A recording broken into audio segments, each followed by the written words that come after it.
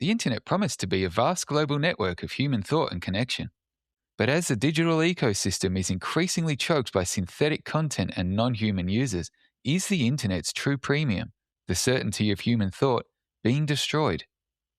That's why David Schmudde joins us today. He's Chief Technology Officer at Yorba, and he specialises in how our identities fit into an increasingly digital world, putting him at the heart of everything we're asking today.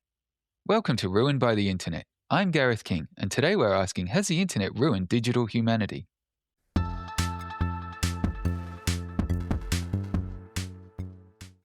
David, thank you so much for joining us and welcome to the show. Yeah, thanks for having me. Before we get into it today, can you tell us a little bit about yourself and the journey that's led you to this point?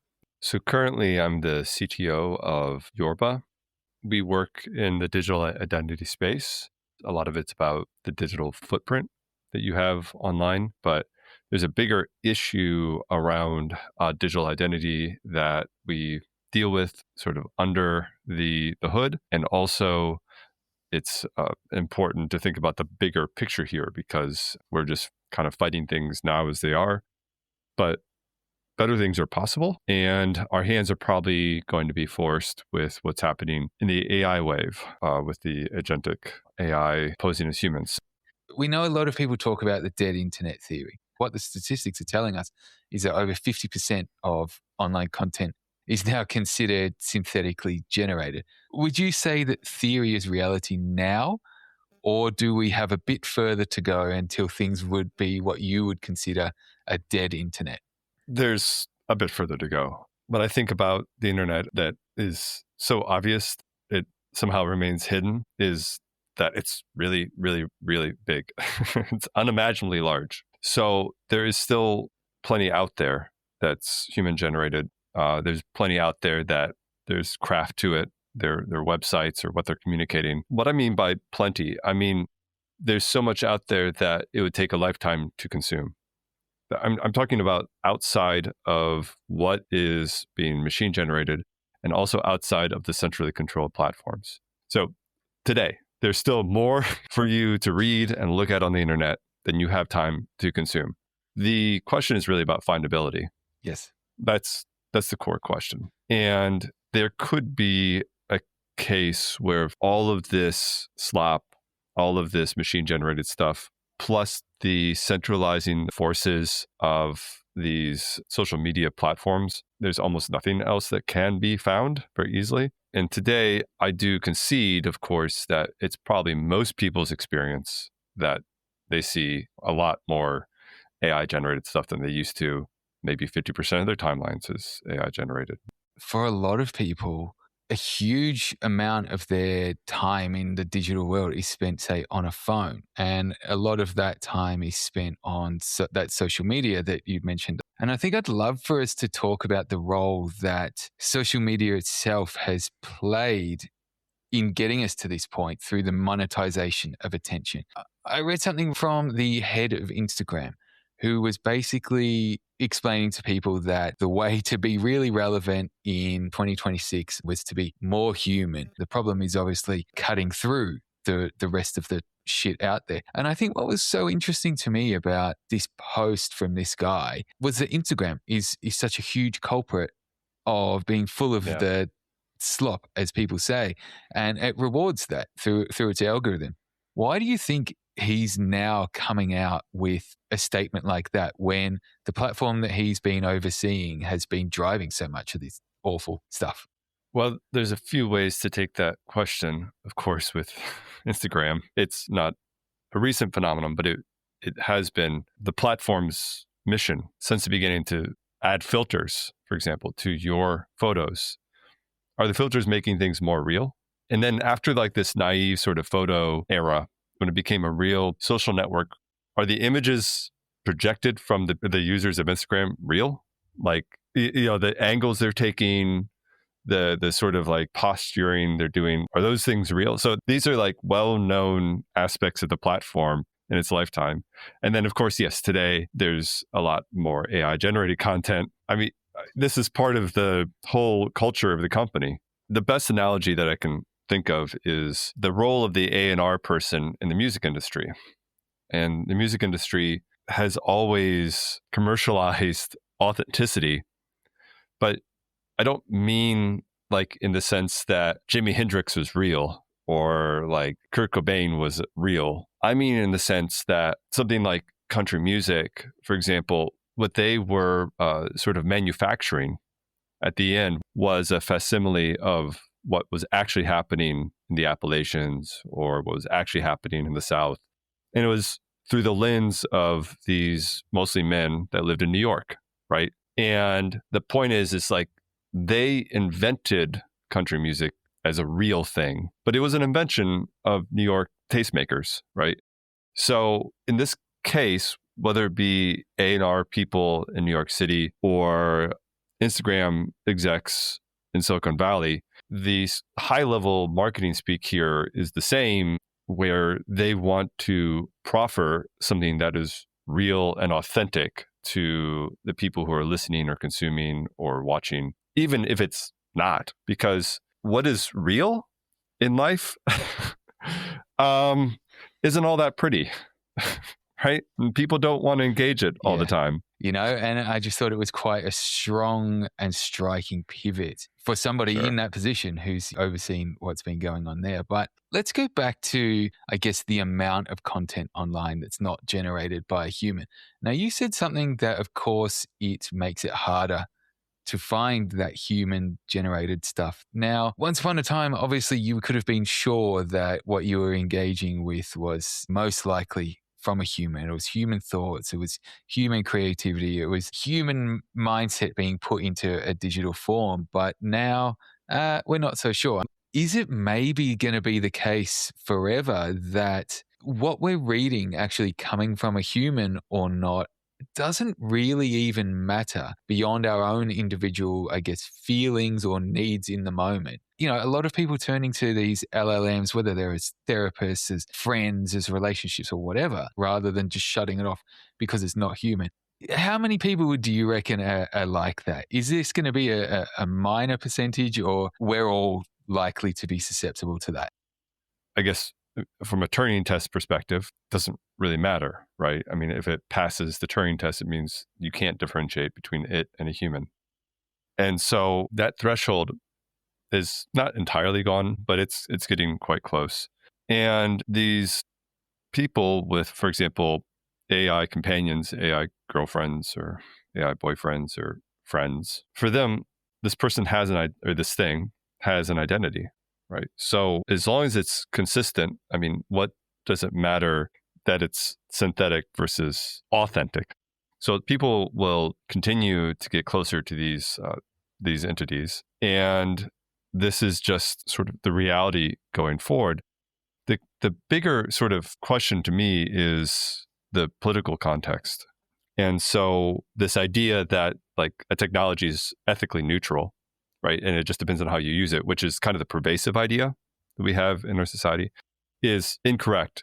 It is demonstrably incorrect in a technology, say like nuclear power, where if you don't want to have a disastrous outcome, once you build a nuclear power plant, you have to have a certain political structure. You can't have anarchy anymore. That's off the table. You must have a certain political structure. Otherwise, that thing is going to have a catastrophic outcome, right? So the politics and the technology are tied. And Joseph Weizenbaum talked a lot about the politics of AI. Now, he was writing about this after he created the Eliza chatbot in the 1970s and 1980s. He was writing about this. And the political position of a artificial intelligence bot, right, in his estimation, is necessarily conservative. It must be conservative because it can only look backwards. We have no evidence, no demonstrable evidence that within the identity of this LLM, or in his days, symbolic AI, regardless, we have no demonstrable evidence that it has a sense of, for example, intuition. It has a sense of forward-lookingness, where, of course, it has imagination in a way that we can see that in the self-evident ways that we can see it on screen. When it creates something, it has like some sense of imagination. But is that imagination based only on looking backwards, which some of our imagination is, Or is it some combination of looking backwards and looking forwards? And can AI actually do that? So the question about this political, technology is around one, that it demonstrably looks backwards. That's how they're trained. We don't have any evidence that it does look forward in an intuitive way that we can identify. And so the third component of this is then the orthogonal fact that these are all well-funded, a certain number, small number of well-funded individuals with a certain cultural disposition, right? That is baking it into the AI. And that's why I think that, to kind of wrap this up, I think that's why the versions of ChatGPT so far, for example, are so sycophantic, right? Because like one, that's what they think that people want. And two, it talks like an optimistic Silicon Valley dude that thinks, oh, that's a great idea. And it just like constantly feeds into their experience of their life. It just because their whole life is people validating their terrible takes. That's their entire life. And so the thing that they create acts exactly like that. Surprise, so Yeah. like these things are interrelated, and there is some kind of question as to like how sort of diverse and innovative, like actually innovative, that these beings can get. And do people have an appetite for that? Mm. Right? Do they want this? Because there will be some people that only want the sycophants, but there are a lot of people that want to be surprised and want unexpected things in their lives. And it kind of got me thinking as you was speaking there about the way that you said it has to be conservative in nature because it can only draw from the past. And I think that's one of the arguments that a lot of people have around it, which is it's just an aggregator. It can just synthesize information, et cetera, et cetera, et cetera. Now, do you personally think that LLMs will be able to gain the ability to imagine like humans can and to look into the future and project into the future like that? Or do you think they're going to hit a point where, the smoke and mirrors start to fall away and like a lot of people are currently saying, they'll be exposed for their limitations? The limits of LLMs, I think, are sort of indeterminate at the moment. I mean, a lot of people have a lot of opinions. I will be coy about mine a little bit because I don't have a lot of confidence in where this is going. Sure. But I do know that there is a lot of research, for example, being put into combinations of systems where expert systems and LLMs are layered together to get better outcomes. And so we're taking this like older symbolic AI approach and grafting it on because some people do think that there are real limits to what an LLM can ingest. And if it starts ingesting its own content, like what happens then if like all it is doing is producing its own output and re-ingesting that? Like there's a lot of unknown about that. And then there's this this reality, of course, is like the digital space is limited. It's both infinite and limited in a way that meat space is not, right? And so in our space, there could be another sort of leap, for example, with LLMs, when they can actually move in our space, right? So we don't really know how that can play out either. But all right, let's bring that concept right back down to earth for a little bit around LLMs and what they're generating, and then human generation, and as you said, LLMs regenerating based on their output. And now, something that I've been quite interested to read, and it is a little bit concerning to myself personally, is the apparent loss of cognitive abilities as people have started becoming more and more reliant on LLMs. A lot of people would use something like ChatGPT, right, to write something for themselves. And one of the big debates around LLM created writing, for this example, is that it's got these very obvious patterns that it follows. But I guess my question on this is, what's influencing what more? So, have these LLMs obviously been trained on a lot of human created output and reached this kind of aggregate style mode, all these apparent signs that people say it has, which then people adopt and pass off as their own? The LLM sees that and it's like, okay, this is more human. That means I double down on that. But then also secondarily, humans not actually doing that writing themselves now start to train themselves on the LLM's output. And so I guess where I'm going with this is, do you think that this line between human identity and machine identity in this context, but then also in a wider digital space, is blurring simply because of our, I guess, our seeking for efficiency and ease? Like, what are we doing to ourselves? I don't know. I don't know. Of course, I can't project the outcomes of what you're describing, but I guess I'll try to make this less of a cop out and more of an answer by citing postmodern art. I mean, you have an artist like Silhouette, and I don't know if Silhouette could draw. I have no idea, but there's a lot of artists post 1940s, that weren't they don't know how to draw, right? Mhm. And what does that mean, that you're a visual artist and you don't know how to draw and you don't know how to paint? You can't render something. Well, I don't know what the impact of that is, but honestly, leave the drawing to the drawers, leave the illustrating to the illustrators, right? Because I think what Donald Judd or Silhouette or some of these Dan Flavin, some of these other like postmodern artists gave us really, really interesting art. And the reason I cited Silhouette in particular is like he was working at such a high level that he didn't even make his own art. This is conceptual art, Yeah. right? I think of the idea. I don't even make the thing. The art is mine, but I didn't even put pen to paper or whatever medium it is. And so is something lost when artists don't know how to draw? I I guess, but there's a lot of artists out there.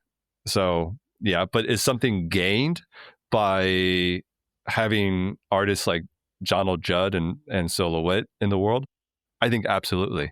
I think Mm. absolutely it's gained. I think postmodern art, although often misunderstood, not well understood, is really is really a joy to have in my life along the side of other types of art, other periods, Renaissance, other periods of art. Yeah, yeah, yeah. So Yeah, I mean, it is an interesting one there, artists that can't draw. And, my first reaction to hearing something like that is it's like, well, yes, because there's so many different mediums of art that you can create. But then what you were saying there around the postmodern artists who might have the concept and then the creation of the thing is outsourced to other people. this is very much a parallel to Yeah, yeah. LLMs and yeah, That's exactly where I was going, and yeah, I think that a lot of it. That's exactly what I was going to say. It parallels a lot of the debate that I've seen personally online around, let's call traditional artists versus AI artists, and yeah, there's this really huge, massive battle right now. And the battle lines are drawn along. You didn't create anything; you just typed some words as a sure, prompt, and the machine created something. And look, I can understand the logic behind that argument because that machine is drawing on everything else that is potentially inspiration for a physical artist that would still need to be inspired by that and then physically create something, which of course the machine is not doing. I've seen some people that make incredible AI generated visuals, and look, I would have not the first clue of what their prompts would be to deliver stuff like that. And to me, I look at that and I'm like, wow, that's a piece of art. But then a lot of other people are like, no, you're not an artist because you just had the idea and the machine made it. And yeah, one thing that I wanted to say is I'd never heard the postmodern art example used in any of those oh, sure. discussions. So I mean, and because people don't study history, right? And so like they don't know, but like Silhouette, I mean, he published his algorithm. Like you can see a piece and read the algorithm that made it. And coming back to identity, the space that he was working in was a space that was more like a film production. But the amazing thing about Hollywood was that the unions got strong enough where they said, no, you are going to credit everybody that worked on this film. And so you have this long list of credits, right? Which I think for me, like even if only 5% of the people in the world care or 1% about these credits, like for me, that's still a huge win that the artisans or the people who worked on it get the credit, get on screen, and they're part of the film production. And the film can still start with a film by Steven Spielberg. So the identity is still, oh, this is my movie. I made this. It's me, one person, filmed by Steven Spielberg. Except for with Spielberg, the unions force him to acknowledge that he had help. It's not just the divine coming from heaven, then this thing manifested onto the screen. And that's maybe the less interesting thing about LLMs to me, is that there isn't more people involved to, like, I don't know, create friction in the process, create real friction, other egos that like aren't agreeing with you, not because you're wrong, but because they had a really shitty morning. And that's the only reason that they're just, and then, but actually because they disagreed with you, you're like, you had a second thought. And then something came out of that, right? Now that's super interesting to me. Going back and forth in LLM, I mean, you know, it's fine. I don't have something against it as an artist, but it doesn't have the texture. Hello, you. A quick note before we continue. If this one's got you thinking, and we hope it has, but you're not already following the show, make sure you hit follow or subscribe to Ruined by the Internet so you never miss what we ask next. Now let's get back into it. Yeah, that's an interesting point too. You know, I'm probably not as close to this stuff as someone like yourself is, but do you think that they're currently developing models with more of that humanity built into them? And where does that go then once these things get better and better at human mimicry? These things are products. This seems like it can only go one way. One of the best case outcomes of this whole thing is if, one, it doesn't destroy us all, and two, if actually these bets are bad bets on these companies and they end up being commoditized. And if these LLMs become commoditized, if it turns out like they're actually commodities and not incredibly valuable IP, then you get some really interesting stuff, right? But as long as it's the way it is, I don't know if that's good for the world or not, but like, I guess we're going to find out. The current thing is not super great. Just on that point then, what are your biggest concerns about where it's heading? So as a CTO, things are looking good because the cost of labor is going to go down, right? These LLMs are still, in my mind, a little oversold. But if the bets in Silicon Valley are right in terms of like their employment picture, basically we have a situation where these programmers that work for Facebook and for Google, and I mean they've created the thing that will replace them, right? Yeah. So that's what I mean by the cost of labor. So from the CTO perspective, this is looking pretty good. From me as a human, large swaths of unemployment, especially with something like programming where there's a real craft to it. It's quite a pleasure reading good code, well thought out code. I've heard that. When I look at it personally, I'm just bamboozled. So I'll take your word for it on that one. But just on that point then around the cost of labor rapidly heading down towards zero. The sale price of a lot of services, products, etc., has got a lot of labor and effort value and cost baked into it in the sale price. Do you think then if all of that labor and effort value is removed, how do you think people will be able to maintain the effort inclusive prices on a lot of their products and services? The way that this works, time and time again, is you get productivity gains in the marketplace and then real prices fall, but somehow the end consumer doesn't benefit like that, right? So give an example.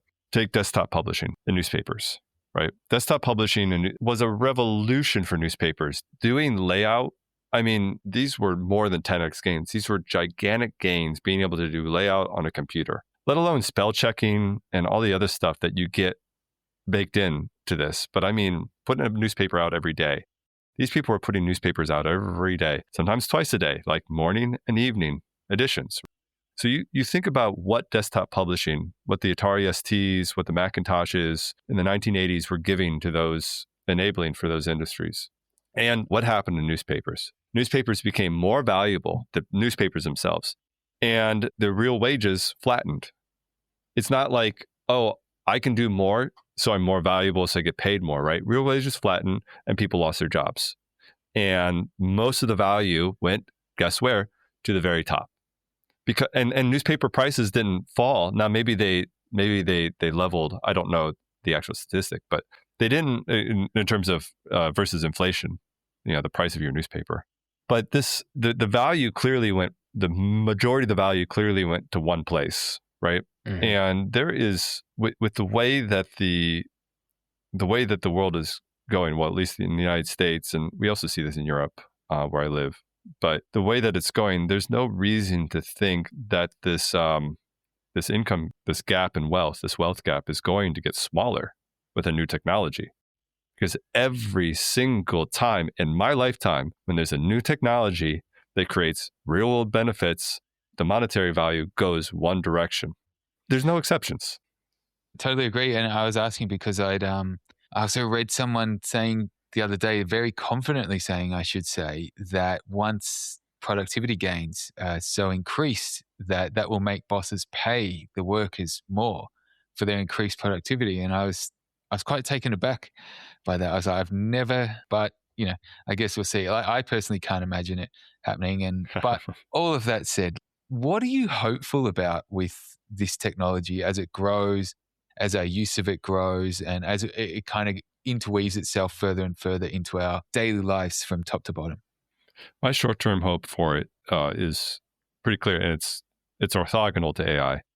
We've got to get serious about having a solution for people to have identities online, like not identities where they can be tracked, right, by the government or tracked by advertisers, but identities where I can come in anonymously and say that I'm over 16 years old or I'm over 18 years old, where certain aspects of our identity that are critical for infrastructural purposes, for helping to build the society that we want, are there. You live in Australia, right? Mm-hmm. So you've had a number of different sort of legislations in the last 10 years around online content, whether it be pornography, whether it be journalism. And legislators are passing these laws and technologists can't keep up.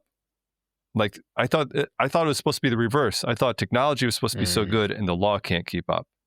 But legislators are saying, for example, we finally want to solve the pornography issue, right, with access to pornography. And the technologists say, well, we don't know how to do that. Well, I thought you were the innovators. I thought you were the innovators. And you can't give me a technology that can serve both needs, both building the society we want and also helping people keep the anonymity that's required, that is requisite in a democracy. This is in the antithesis of innovation, right? Because we know that these societies need it. So these technologies have existed, by the way. We have solutions. We have things on the board. Adoption is really hard. And also it is a really hard problem, the balance between anonymity and giving up personal information and tracking and da-da. So it's a super hard problem. So I don't want to underplay it, but it's a diminishingly small number of people working on this problem in technology. And they certainly aren't funded like you're funded at Facebook, right? Oh, I said the magic word though, funding. So the hope is that AIs force this issue a little bit because AIs they're going to have identities online. These LLMs are going to have identities online where it's not just slop, but they're doing things on behalf, they're agents, right? They're agents that are doing things on behalf of me. It's just too convenient. It's just such a huge marketplace of possibility. And if AIs get identity, it's finally going to push the identity issue forward, right? Because we need some way to know that an AI is actually an AI, right? And that means that the converse must be true, that the person who is not the AI is definitely not an AI. And that's at least one step forward to moving the technology towards what democracies around the world say they want. And the best parts of these democracies don't want to track their citizens. I mean, it's a tense area, but the best part of them do not. The best part of them have constitutions that actually say you legally can't do this. If we say that that's kind of the baseline, then we are in a better position to finally push this forward. And LLMs kind of force that because it's just too lucrative of a market to ignore. Do you think that's going to be driven by legislation or the people working on it? Like, who's going to jump first to kind of get to that balance point that you just mentioned? Well, the legislation is there, right? I mean, these age gating laws, whatever you think about them, maybe they're using it as a front to do other things, like legislators are using this, in ways to get other gains. But whatever you think about them, I think, generally agree that we want to treat children differently than we want Mm, to treat adults online. So the the legislation, especially recently, has been happening, whether we want it or not. And it's just the same thing as the GDPR privacy legislation. I mean, in the sense that, like, these legislators are doing the best they can, and then they put out a flawed law, right? Like the GDPR. And there's some good stuff in there. And then there's like cookie banners, right? There's stuff like that. That's what people see. So uh, legislators are doing the best they can, but the technologists aren't keeping up. And the state, for example, in Europe, the states are putting money into these IDs, and they're they're trying to do these things, but there's always a lot of tension in releasing them, and their citizens are correctly skeptical of the state releasing IDs, and this is especially in Europe, the history of World War II. This is a very reasonable position to take. But the people that have not put the money in are the innovators, quote unquote, the venture capitalists, these people in Silicon Valley. So they could maybe, I think now, because of the market opportunity, they could finally jump second, right? And then say that they jumped first, right? Who cares? But they'll say, "Oh, we got this new innovation," and so yeah, maybe that's how it plays out. I'm hoping. what do you think the human identity online of the near and further future will look like? What do I hope, or what do I think? I mean, I'll do hope. The thing that's missing that is different between the digital space and the meat space is the fact that the protocol for engendering trust is explicit in digital space, is implicit in our space, meaning, like, I meet you on the street, and I look at you funny, and you don't trust me.